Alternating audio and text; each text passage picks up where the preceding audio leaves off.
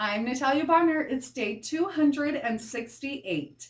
Today I'm going to be stitching using my 4-in-1 machine quilting ruler. Let's get stitching.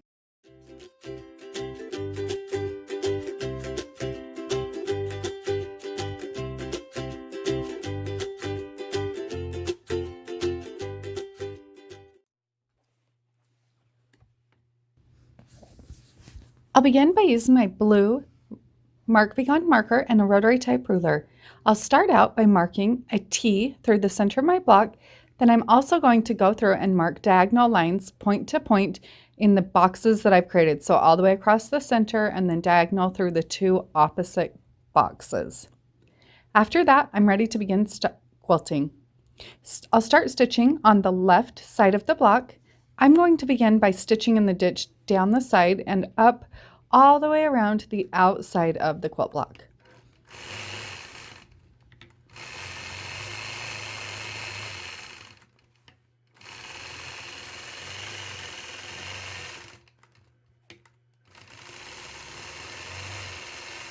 When I get back to the top, I will stitch back over the line I've already stitched on back to the center, where I'll stitch from top to bottom down my line.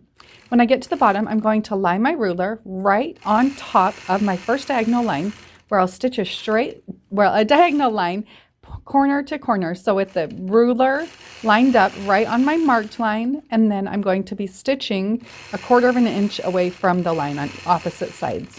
When I get back down to the bottom, then I'm going to adjust my 4-in-1 machine quilting ruler and stitch back and forth small fill.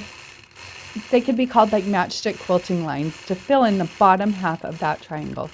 Once I've filled in that triangle, then I'll travel across the block, where I'm going to now move up to the small block above where I just worked, and I'll repeat that same process. So stitching a diagonal line up, using the ditch as the place to travel around my corner, and then stitching back down. Then I'll go and fill in the bottom side of that triangle with those small back and forth straight lines. So I use my ruler here as a guide to help keep my line straight, but it's not necessarily for any measuring. I just kind of measure or eyeball the width of these spacing between these lines. After I've stitched that block completely, then I'll travel across in the ditch across the top of the block, and I'll again repeat that same process. So stitching echo line on the top and an echo line on the bottom of that diagonal line. I'll travel down the center stitch line, travel across the bottom, where I'm going to again fill in the bottom side of that triangle.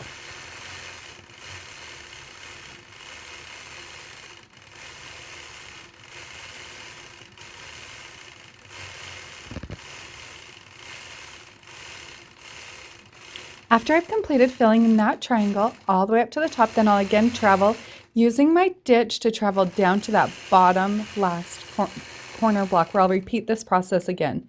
Now with a design like this, obviously I'm using high contrast thread here, so you can see my thread standing out on this green fabric. But if I'm using a matching color thread and a really fine thread like I'm using here, the So Fine, then my stitching, when I do have to stitch over stitch lines a couple of times, it's not going to stand out. I love working with the So Fine thread on the top. And then I also love working with the bottom line thread in my bobbin.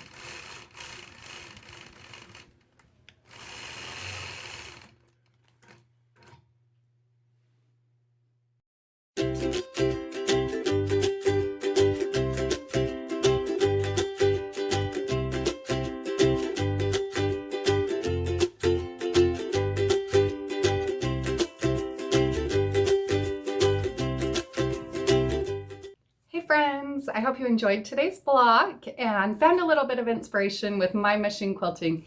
Now just remember, you can pick up the panel, the rulers, the thread, all of the notions that I'm using in this video today over on my website, peaceandquilt.com. And don't forget to share your progress pictures over on Instagram using the hashtag Let's Stitch with Natalia. That's where we will be selecting winners for weekly prizes. See you all tomorrow.